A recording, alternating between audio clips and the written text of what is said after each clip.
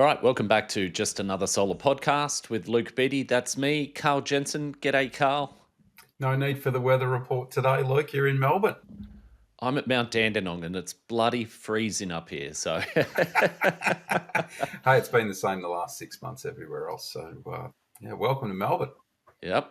And Jess MacPherson, how are you? Good, mate. Good. Really excited for next week and trying to push all my customers to get their stuff sorted this week so I don't have to worry about it next week when we're having a beer. I don't know about you guys, but it feels like a scramble. You turn around and go, wow, we've got another episode we're recording.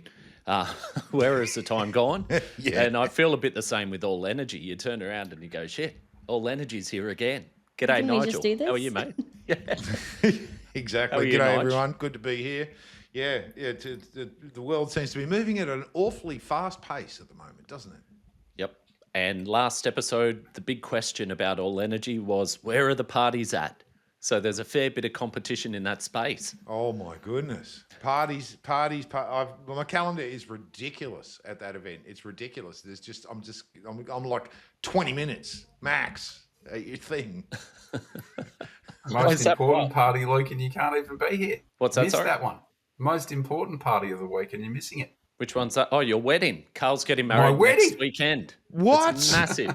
Carl Amazing. getting married Get the next fuck weekend. out. Yep. Oh, Yeah. Carl's off the sensational. market, ladies.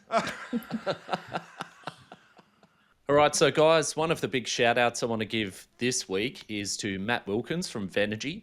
So a couple of weeks ago, I saw that he won Master Electrician of the Year.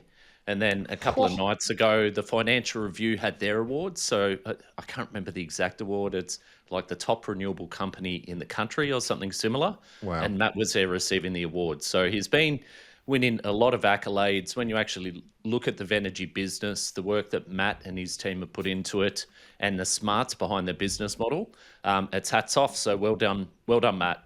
Amazing work. Good work. And one of the other points that we had on the last episode was around SIG Energy. So we had the story of George down in Tassie, and George had a visit from some engineers from SIG. And Jess, you've got some more information on that.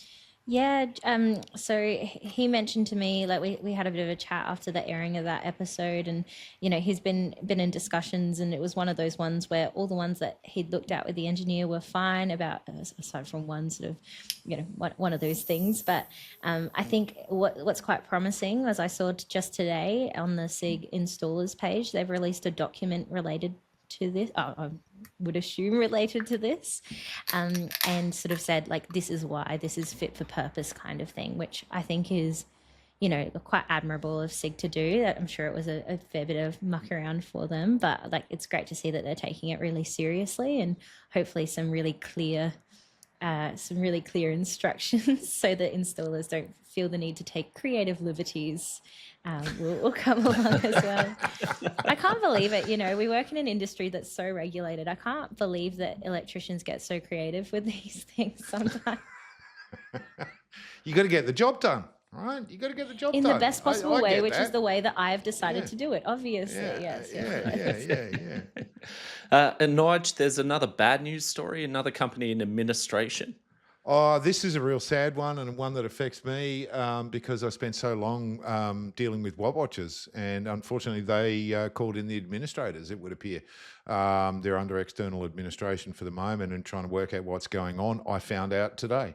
Don't know the background, don't know the details. I know that they've really tried incredibly hard, and there's been some amazing work, and there's still a legacy of their products that are out in the market because they're the only product that can do what they can do. And it's really sad to see any company get pushed to the brink. So I just think it's really sad. And Because they were a hopefully- common solution for LGCs, is that right? They were hugely popular in the commercial space for a whole variety of reasons, and of course tens of thousands of them across residential applications as well. And I think, frankly, I think they are a victim, like so many others who have fallen by the wayside of really trying to crack open, sophisticated monitoring, sophisticated diagnostics, sophisticated software in the consumer space, and they really tried their heart out, and they were a victim of the need to go faster and faster and faster and faster and move into automation and move in ultimately to storage and being able to control devices, including batteries and inverters and EVs and everything else. And they were a bit of a victim of that because they didn't quite get there, and other products, scooped around them. So despite their advantages around being able to measure large scale stuff really accurately through the LGC stuff and some of the other great stuff they've done over the years, it seems like it wasn't enough. So they potentially didn't keep up with the rolling ball. I was just going to say it's a really tough thing to do. It's massive investments, and ultimately, it's difficult when you're competing with people like Google Home, which apparently is $1 trillion in the hole. Really? Yeah. Wow. They spent enormous, it's not $1 trillion. Not it's $1 trillion. enormous amounts of money. You're a numbers guy, mate. They've Plenty of put numbers together, like that out. put together the platform, and it's Not difficult making to money get off people to pay for it. Yeah, who's going to pay for it? Yeah, well, that's exactly right, and that's a huge challenge for anyone in the software space, and it blows my mind now. With my own system, I've really been looking hard at the back ends and the software, and not just the platform that I'm going to use to monitor it, but what I want to control it, and I want to do this, and I want to do that, and where's my data, and all that kind of jazz, and it gets very complicated very quickly. That must be close now, Nigel. You were talking about designing your system and potentially coming up with one. Are you going to spill the beans yet? Well, mate, I'm going to spill the beans that it is on the 14th of November. The install's going to happen, all things being equal. I've got to go to China. I've got to go to All Energy. Then I'm going to pop up to see my old buddies at Nimbin at Rainbow Power and go to their AGM. And then I'm off to China for a couple of weeks. And the install's due a few days after I get back. So, and yes, I've chosen my equipment. The orders are going to be placed please. tomorrow. But I will not reveal them yet. Come on, Nigel. Come on. You got us on the edge of our seats, mate. That's okay. Watch this space. That's okay, Nigel. I hope you made a good Australian choice, Nigel. I made a bunch of, well, look, it was I'm going to write like 1,000, probably 10,000 word essay about the process of going through it, actually. And there are a number of options that I've still got at the end of it once it's all done and dusted, depending on the different combinations of hardware that I'm probably going to end up putting in, and look at different ways of doing it. And we've got to do a bit of electrical exploration when the install happens. They're going to try and see what circuits they can tap into and what we can do around the home and what we can't, but ultimately, it's going to be a really. I'm super pumped. I just can't wait. It's ages since I've been able to actually get a large system on the roof. So go, Giuseppe. Awesome. Now, I attended IMARC in Sydney this week, which is one of the largest mining shows. So that was a new experience, being at the first mining show. And there was one solar and battery EPC there doing solar farms. So Green and Gold were there. Which was cool, but there was also a lot of evidence of impact of batteries, and electrification is a big buzzword. So after AI, so a lot of these massive mining bits of machinery are being electrified now, and in order to recharge these massive bits of machinery, you require really massive chargers. So it was cool to see Amp Control and JT Mech both had megawatt chargers there. So obviously for very, very large equipment. And you can imagine everything's liquid cooled down to the cables. But the cool story with Amp Control is that they've designed that just outside of Newcastle. So not all the bits are made there, but it's, Aussie ingenuity. Same with JT Mech. They're based in Perth like we are, and also seeing them do that. So as much as you think mining is critical for the materials for the energy transition, but also within the mining companies and operations themselves, massive EVs, Karl, massive EV chargers. And it was cool to actually go and see a whole new industry and a lot of echoes of what we're trying to achieve as well. It's true. One of our guys specialises in the smart transport sector, and he's going to a marine electrification event in a few weeks. And there's a ton of activity in that space as well. And the big ferry down in Tassie that they're building. Yeah, first batch of batteries got installed this week or whatever, but that was 20 or 40 megawatt hours on board on that thing. It's massive. Massive. Like the room that the batteries were in was like a stadium. It was absurd. Yeah, 3 stories high. How many Mount, 3 MCGs, stories. Nige? How many MCGs? How many? I don't know. There's our metric. We'll find out. That's what we measure them in. Anyway, we're going to bring in the guest today. The guest today is known to many of you. Andrew Burgess is one of the co-founders of Solar Juice and is their sales director. And we've obviously had Rami Feder before from Solar Juice on, or Prophet Rami, as Jess calls him. So it's been great to have him. And Andrew, I think it's been many times around trade shows saying, we have to have you on. And finally, we've got you here. So welcome to the podcast. Thanks a lot, Luke. Thanks for having me. Great to finally be here. And good to join you all on a beautiful Friday afternoon. Is it windy as Soaring hell? temperature in Western Sydney, given the mandatory weather update from Western Sydney. Is it windy as hell out there today? We've had gale force winds here over on the coast in Sydney. Mate, it's not too bad, but the Not too last bad. couple of weeks it's been pretty brutal. Gorgeous And you hit sunshine 40 here in yes- Adelaide, Was guys. it 40 yesterday or the day before? Oh, yeah. 40 in Sydney, 12 in a couple Melbourne. of days ago. Yeah, that's right. Yeah, It was a stinker. Now, Andrew, you go back to the old school, the old BP Solar guys, which includes Nigel Morris, of course. Rami was there, Kathleen, and a number of other notary people in the industry. So you've had quite a long career in this industry.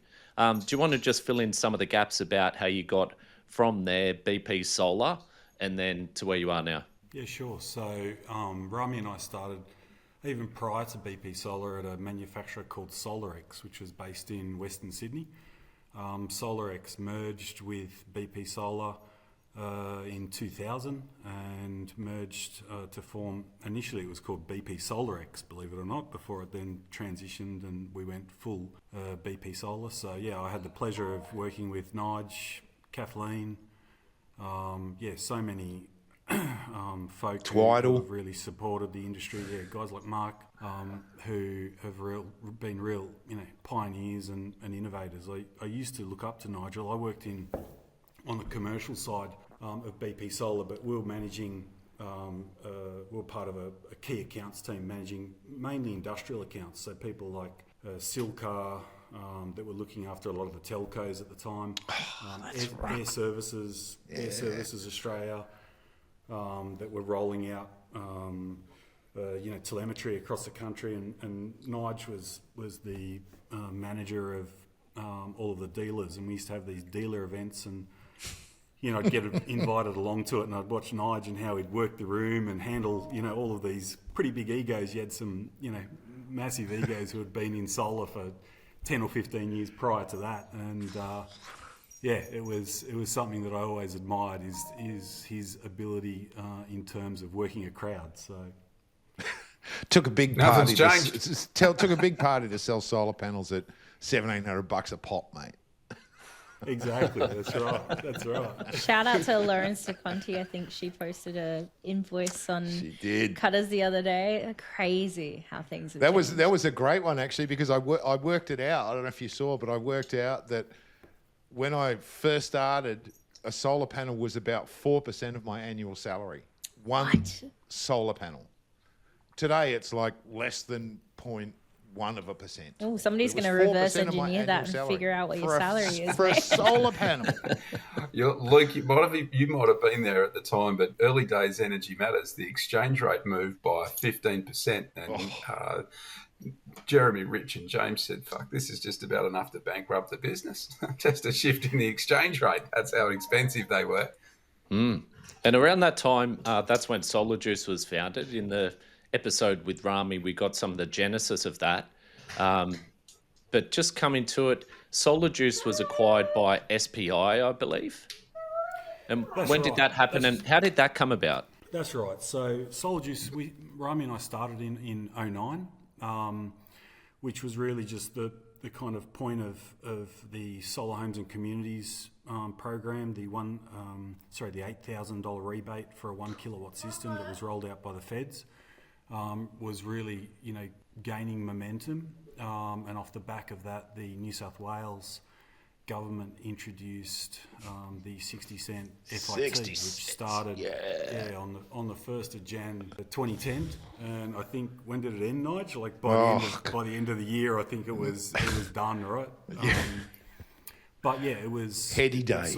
It certainly provided a real kickstart to our business and gave us the springboard to really push forward. At that stage, there was the pure play distribution market was quite small. You had a whole range of guys who had been in solar, but they did a little bit of distribution, and they had their own retail business. So pure play solar, pure play wholesalers, I should say, were quite limited. You had, I think, guys like RFI. You had guys like Choice Electric with John Cooper, and you had I'm sure a handful of others, guys like Barker Electrical, Alan Barker down on the south coast.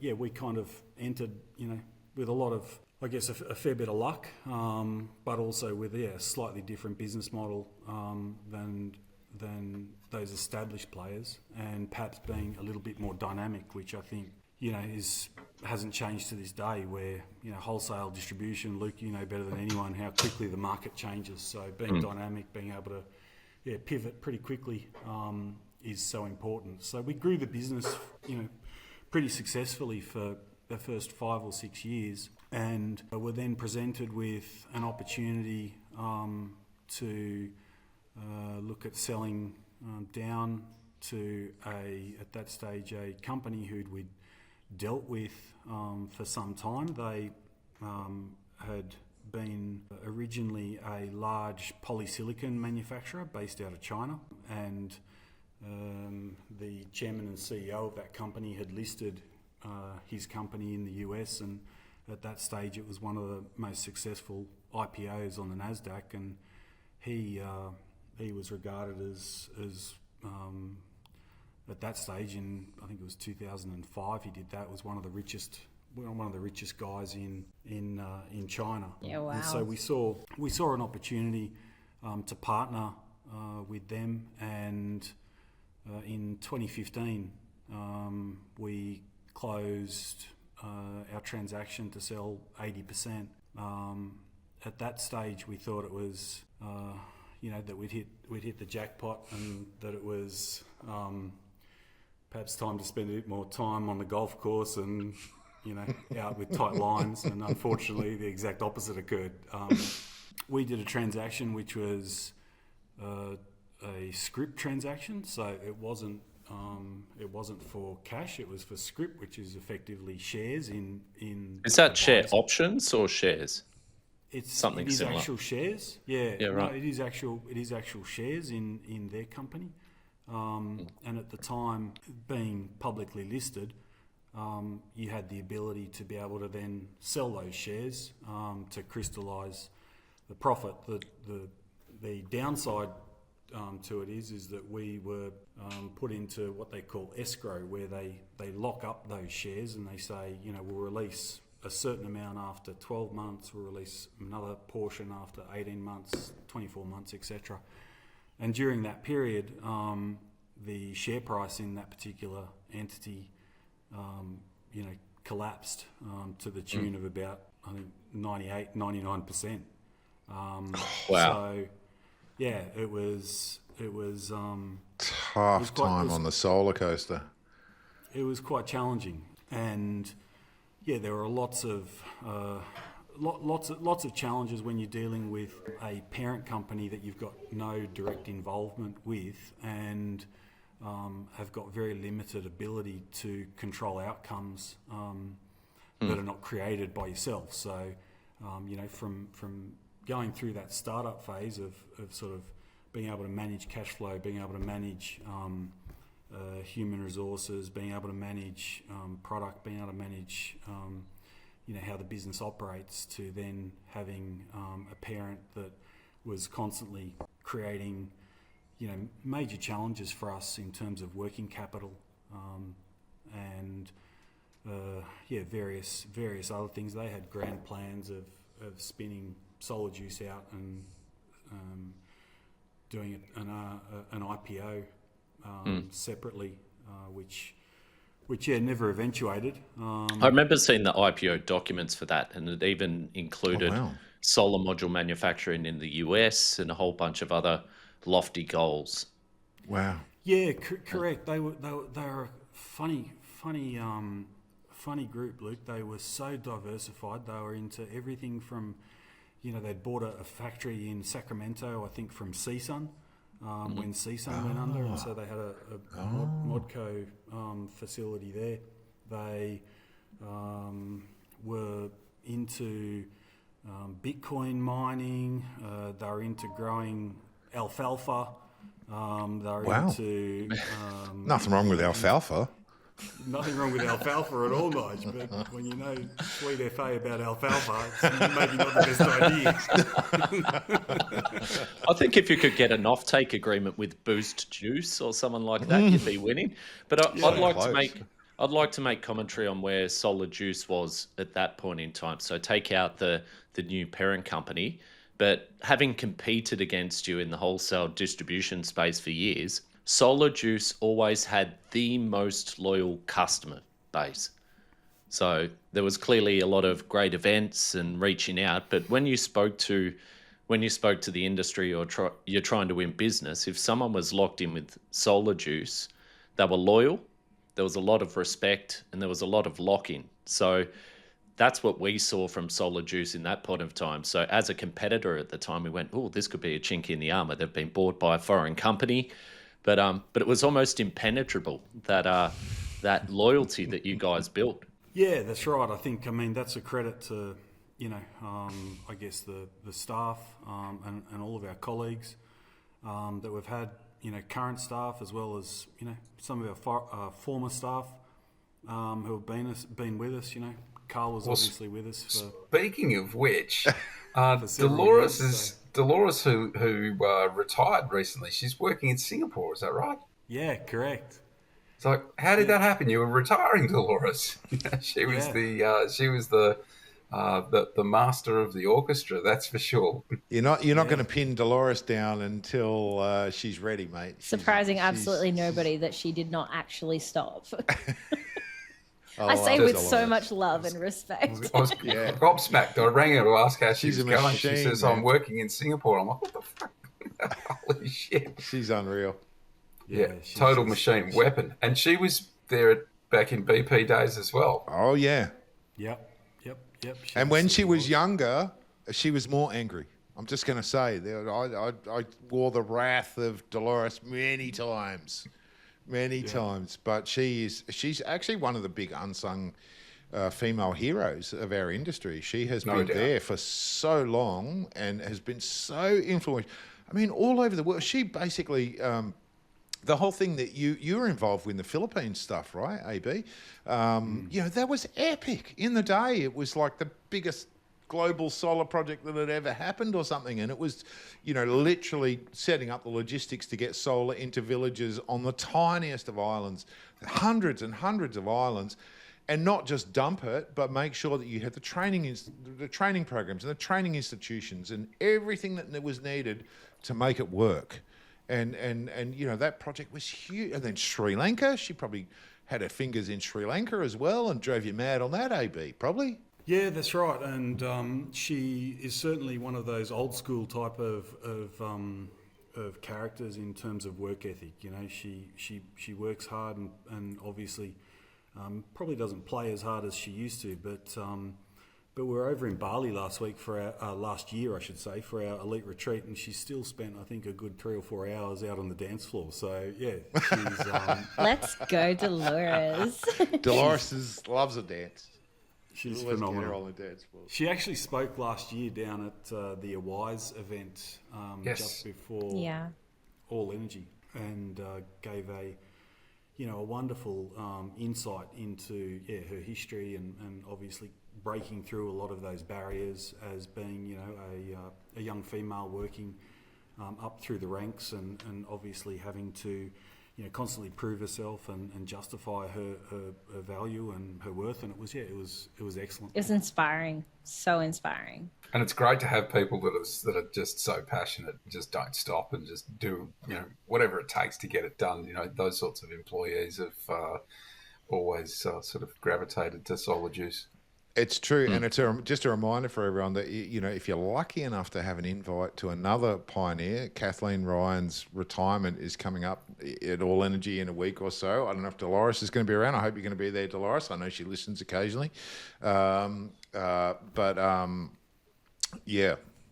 so many amazing contributions. Now, Andrew, we were at the part of the story where you've got a new parent company, value of the shares have gone down. And you're doing a lot more work than what you were prior to the acquisition. Now, I'm going to, spoiler alert, but the recent news for Solar Juice is they're completely back in Australian hands, Aussie hands. So can you fill in the gap between that point and that point? Hey. Oh, beautiful work. Amazing. I also note that you guys have just done a deal with Tindo to be a distributor as well. So that just ties in beautifully with the story. Yeah, absolutely, about Luke. that? So, I won't bore you with all of the toings and froings that have gone on over the last several months, but suffice to say, we ended up coming to an agreement. Fortuitously for us, it was kind of forced upon our parent. They had quite a complicated structure that involved both the listed entity in the US along with various other entities through the Cayman and British Virgin Islands, and one of those entities went into liquidation, which forced sort of the deal to progress pretty quickly. So. A couple of weeks ago we finally closed, and both myself and Rami are back as the majority shareholders of the company, and congratulations, mate. Thanks guys. Absolutely pumped about it. Obviously, we've not been able to do it without some of the key staff. We've got staff who have been with us for the best part of 16 years since we started it. So I think you can attribute a lot of the success to the colleagues that we've both had and have now to position us to kind of where we are today, to be able to take the company forwards in terms of that next growth. And I know I was listening in before you guys brought me in around the whole electrification piece. We were meeting with the folks from XCMG yesterday, and they've just signed a deal with Fortescue, with FMG, supplying these dump trucks. And I was asking, what's the size of these dump trucks? And the guy says, what are they, like 40 or 50 tonne? And he's like, no, 220 tonne electric dump trucks that they're about to supply. Unreal. Yeah, that whole industrial electrification piece, I think, is just only going to continue. And Fortescue's an interesting one because Fortescue's talking about being true zero, I think they call it. So rather than net zero or carbon neutral, they're going for a true zero, which means they're currently planning to build a massive microgrid up north that's going to be wholly renewables and storage, and then they're electrifying the fleet. So I hope they get there. I think it's by 2030 as well. So massive thing there. Now, Andrew, as one of the largest distributors in the country and as one of the old school guys who knows the industry through and through, I'd love to get your thoughts on the Cheaper Home Batteries program, the impact it's having on industry, and a whole lot of other stuff around that. But first of all, you came loaded with a bunch of information. Do you want to share that with us? Yeah, so we were invited from the Smart Energy Council to join a briefing a couple of days ago now with members of both the Clean Energy Regulator, the Smart Energy Council, and several representatives from the Minister's Office in terms of policy advisors, just to get feedback from, I guess, the complete value chain from installers, distributors, EPCs, through to manufacturers. So, Yeah, I think that the purpose of it was to obviously gain, feedback on issues that industry sees affecting the program.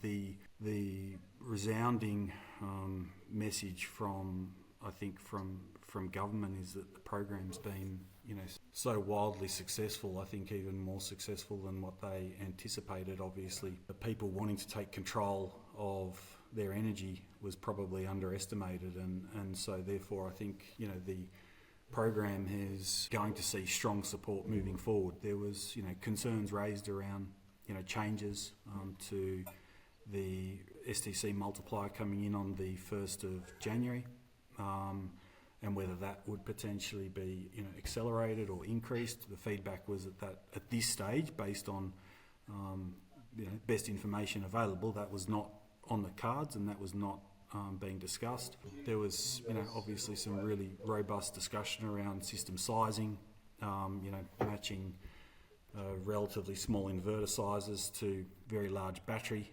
and how that could be addressed and how that could be improved moving forward. So without anything concrete, it was more, I guess, just good feedback for the industry to make sure that everyone's undertaking best practice, not just around the safety side of it, but around the design aspect and the selling points of the value that the system can potentially provide, so that it is being utilised, and that this federal government money, i.e. taxpayer money, is being well handled and is providing the support and the outcomes that the SRES and this cheaper battery component of the SRES was intended to deliver. So I think we've seen like everyone else out there, it's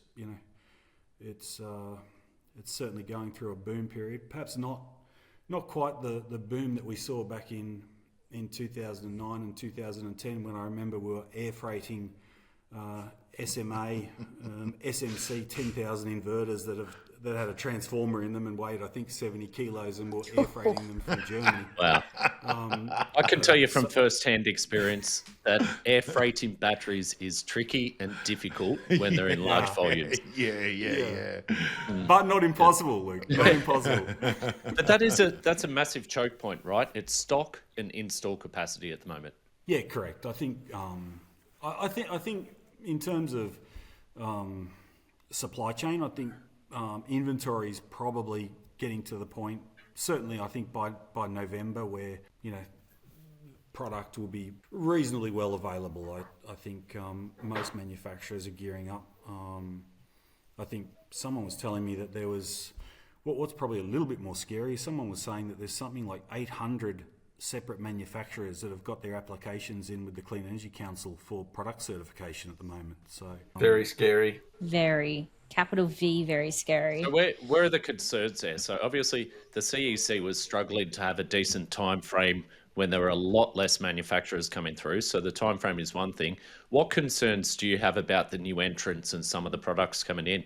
Yeah, I think that at the moment, with a market that we just have to be careful that the market doesn't get so hot that products that come into the market are being deployed and sold just because they can't get hold of a quality product. And so therefore, people, we saw that again back in a lot of that early period, where if it even had a cardboard box that had inverter on the side of it, it was able to be deployed, because such was the demand back in those early periods. So I think I'm sure that there's some great quality products that are coming to the market that'll be great for distributors, wholesalers, and consumers alike. But I think it's just a case of people doing their due diligence, people making sure that they're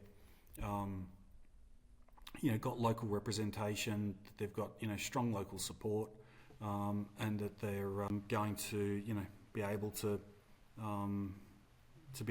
be around to honour the warranty for the period that big businesses like yours, Andrew, you can't actually even buy some of these things because they don't have things like modern slavery statements and that kind of thing. Yeah, so you guys have to do a fair amount of due diligence before you can take on some of these people, and some of that stuff in the background you just can't find out. Yes, you just can't sell it. Yeah, exactly. That, and combined with a lot of the new requirements that are coming up around ESG reporting, which will start to become mandatory, particularly for larger businesses, and then that'll obviously cascade down over the next period of time. For the uninitiated, what's ESG? Yeah, I want to know too. Me. What does ESG mean? Yeah, so it's a new requirement that's now being brought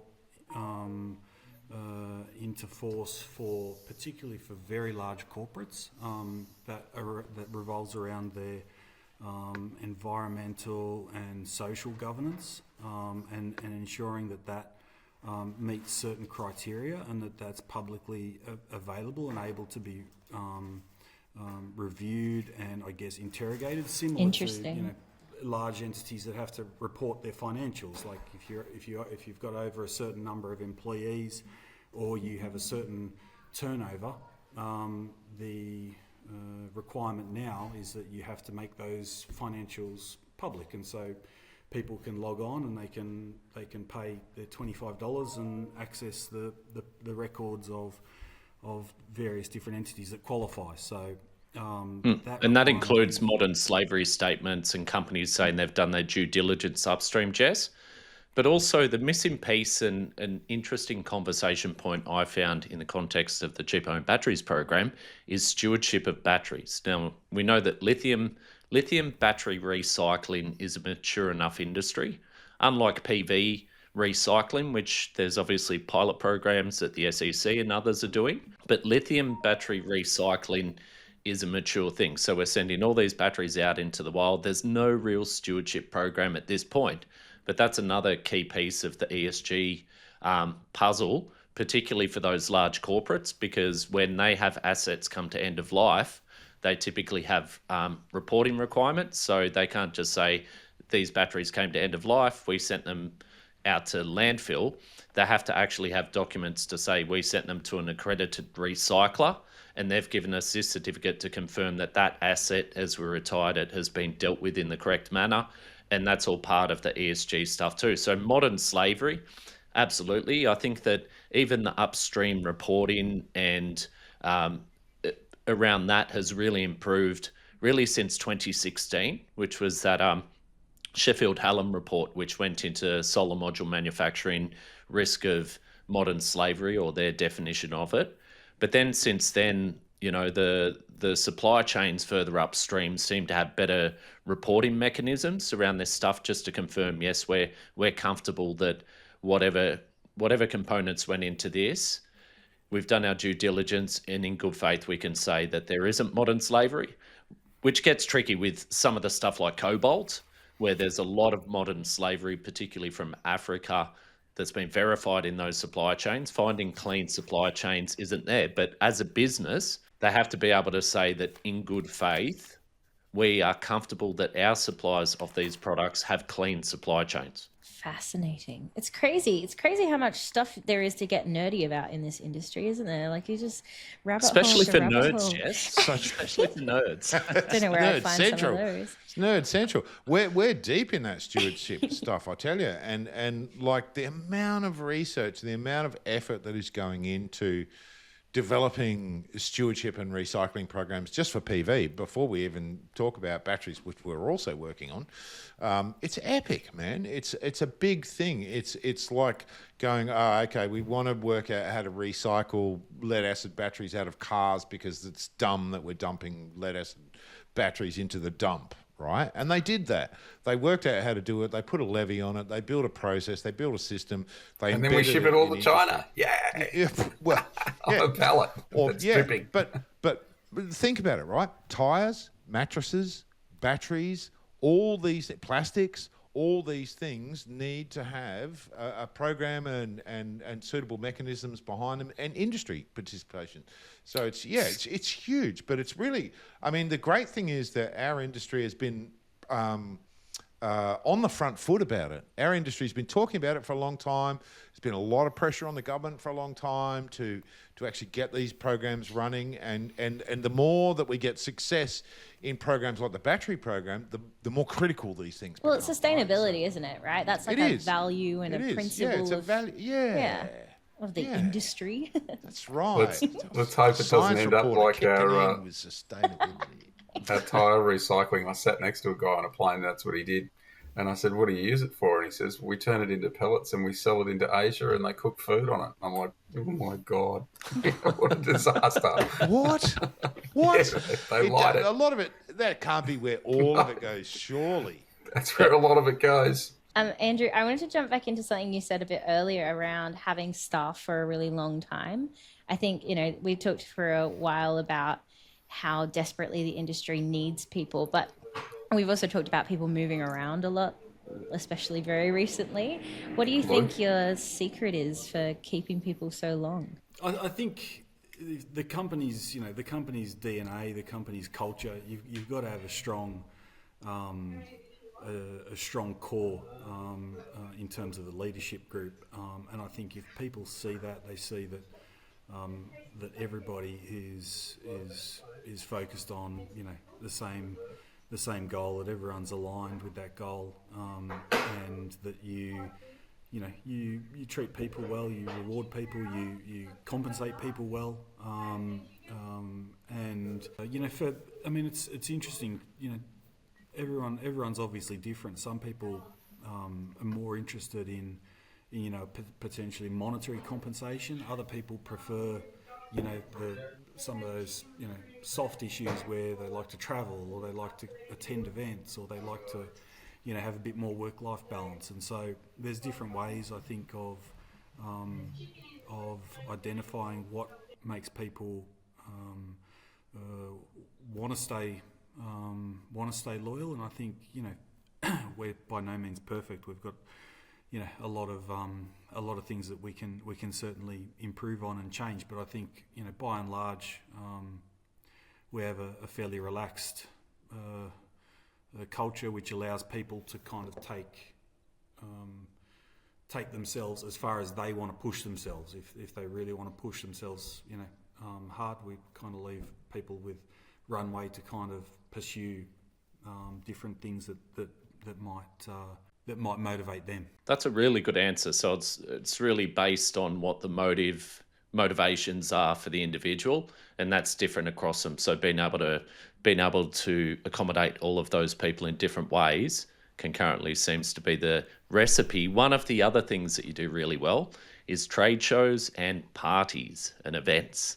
So what's the importance of them? Because I know, once again, coming back to being a competitor of yours, you do elite retreats in Bali, Byron Bay. You really take care of the customers really well. You are not shy to, spend a decent marketing budget for trade shows and the rest of it. So what's your approach there? What have you found successful? Yeah, I think the trade shows are always a great opportunity to connect with peers, to be able to connect with colleagues that might be working interstate, and obviously, to meet new customers. Those events that we sort of put on, like the elite retreat or similar, are more around a recognition. So we like to ensure that customers who have shown incredible loyalty to us, and we've got so many who again have kind of been dealing with us since day dot.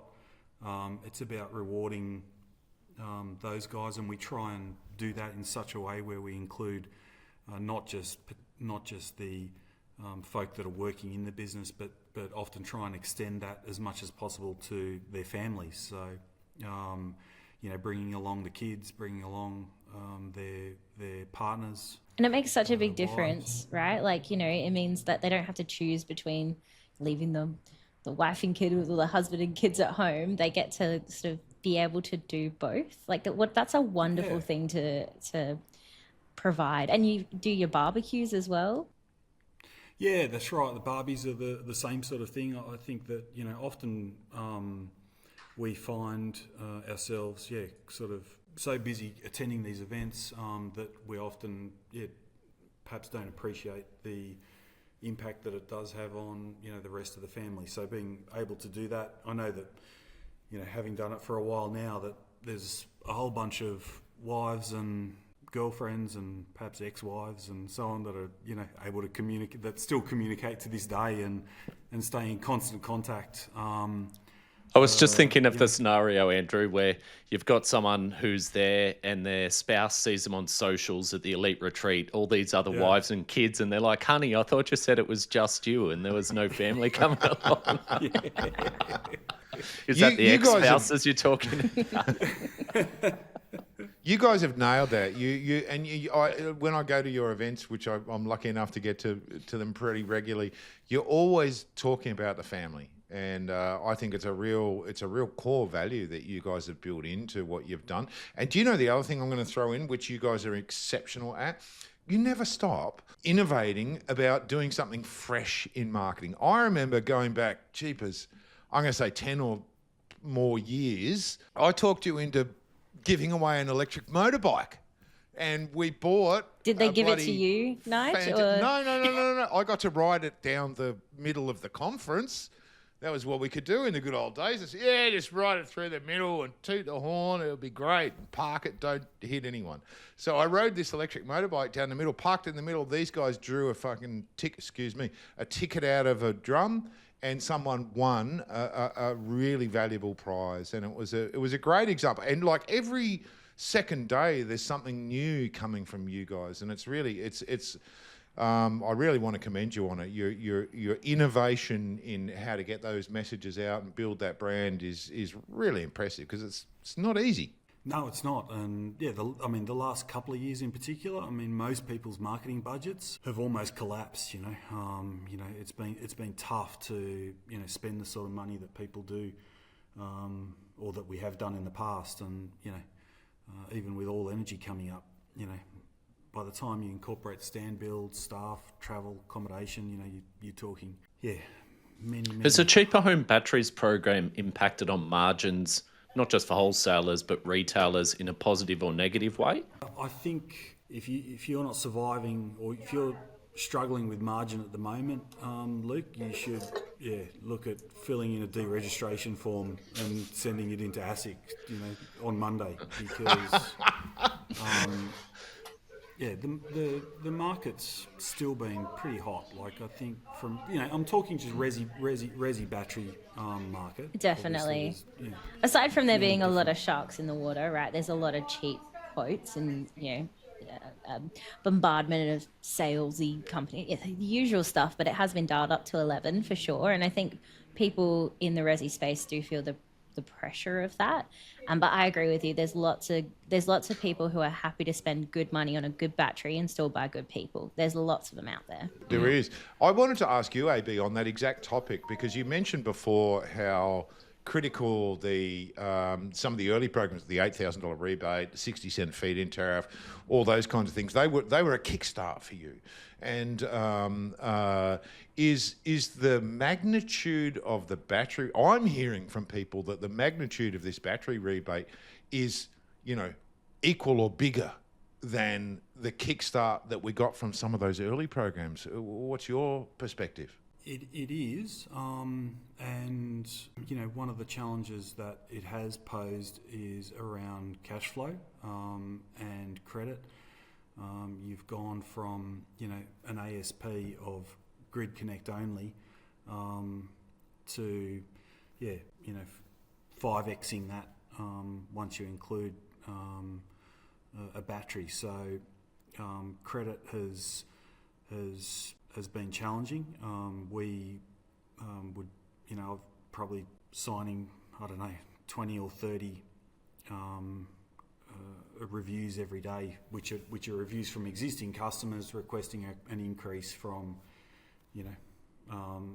50,000 to 150 or to 200,000. So it has definitely it's definitely had the same impact in terms of a revenue increase. At the moment, its impact in terms of margin is perhaps not quite the same as back in those days, Nigel, where the competition's chain's a bit more really mature. ferocious. Yeah, correct. And the whole industry's a bit more mature. So it's still good. Don't get me wrong. I mean, it's healthy. I would say, and that's talking to a whole variety of retailers and installers that are saying, look, we're doing well. I don't think there's too many that I've spoken to that have said, we're struggling. I think most guys seem to be booked out till early in the new year. Do you think it's leveling people out? Like people who've been running on fumes for quite a while are just sort of getting back into that like sustainable kind of zone? It has, Jess. Yeah, there's without a doubt. There's guys who I have not seen for 3 or 4 years that, in terms of names, that are suddenly popping back up on the radar that are looking to re-enter. So that's also the challenge, and again it goes back to I think that the government is acutely aware of some of the mistakes of the past and lessons from the past, and I think the work that the SEC does. I mean, Nigel can obviously speak a lot with a lot more authority than I can, but from what I see that they're doing, they're in there with them, talking to them about things on a regular basis. The phones are open for anyone to sort of ring up and provide feedback, saying, look, we're seeing this sort of behaviour. The CEO was on the call and they were quite open to saying, if you see any sort of behaviour, we're actively monitoring this. So I think the compliance part of it, again, with that maturity, means that hopefully we won't quite see some of those challenges that we saw back in. But the industry's come so far, and compliance has come so far, and install standards and so on and so on. I mean, you were talking about air freight in all these inverters. If it's an inverter, chuck it on a plane, get it here. But the level of compliance required now for them to be grid connected and to participate in these schemes, the bar is so much higher.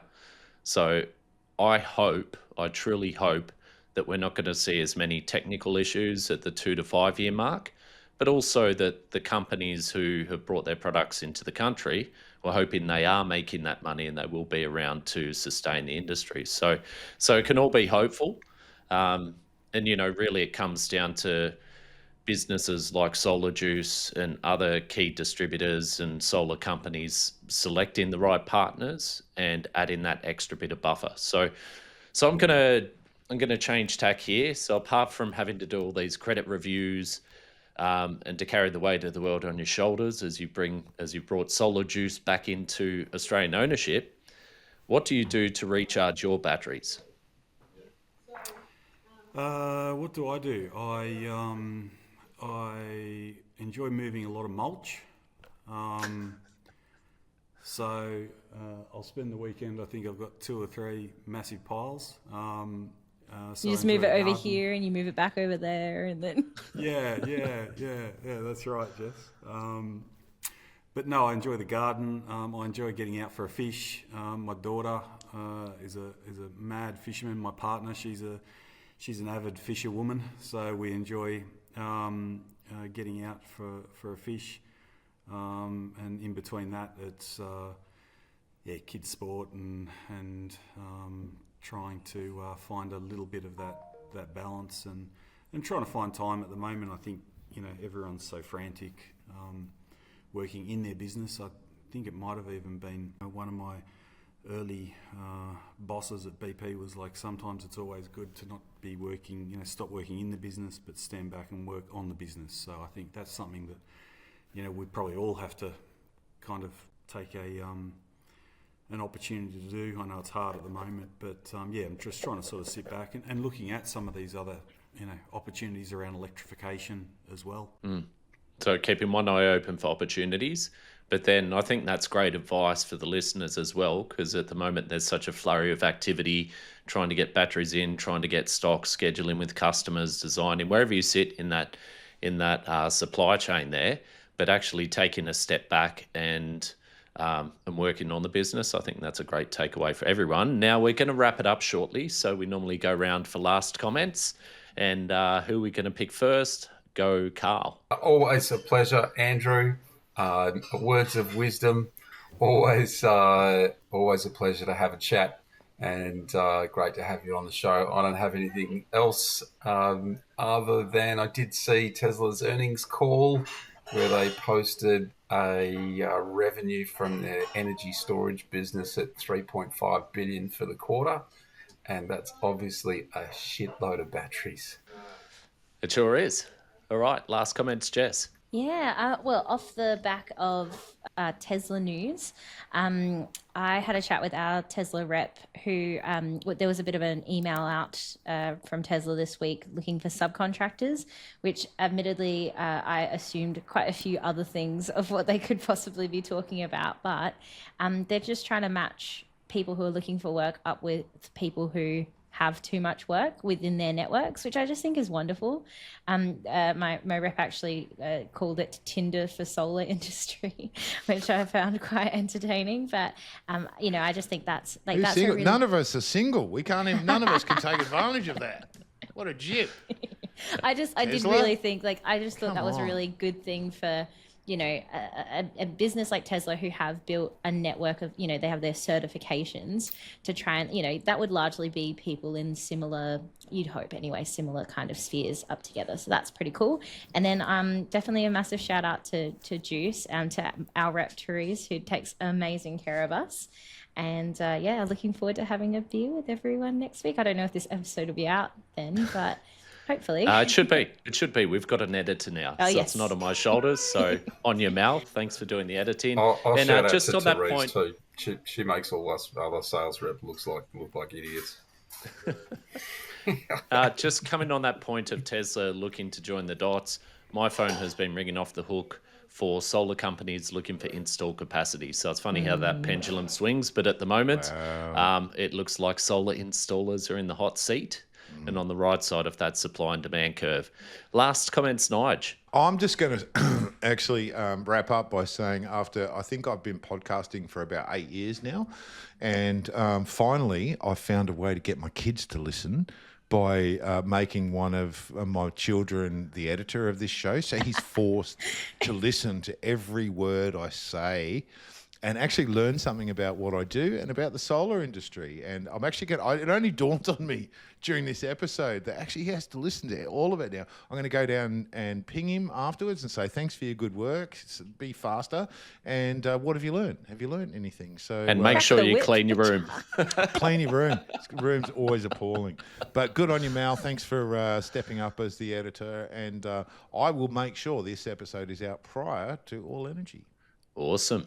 Because lots of people are flying all over the place, so they can download the episode and listen there. Andrew Burgess from Solar Juice, great to finally get you on, mate. Thank you so much for coming on. Can we get your last comments? Yeah, thank you, Luke, for having me on. I mean, I do listen quite regularly. I have a huge amount of respect for all you guys for taking the time out of your busy schedules to put something like this together. It does give people, I feel, a lot of useful information out there, so... yeah, I think you guys deserve a beer or two on us down at All Energy next week if you're down there. Awesome. And we look forward to seeing everyone down there. Lots of customers. We'll be there for the 2 days exhibiting. If you would like to drop by and say hello, we'd love to see you. Thanks, Andrew. Awesome. Yep. Look forward to catching up with you there and the rest of the industry as well. So thanks again, Andrew. And for all you listeners and watchers, don't forget to subscribe. If this is on YouTube, you'll see a little button there in a second. And please share it around to anyone who might get benefit. We'll catch you next time. Tired of scrambling for CPD points at the last minute? With Southwell Solar Training, you can earn all 100 points for your accreditation without leaving home and without wasting time on boring, irrelevant courses. Our online training is practical, compliance-focused, and designed by industry pros who've actually been on the tools. Learn at your own pace, get your certificate instantly, and stay compliant without the stress. Check out the full course list now at southwellsolartraining.com.au and get your CPD the easy way.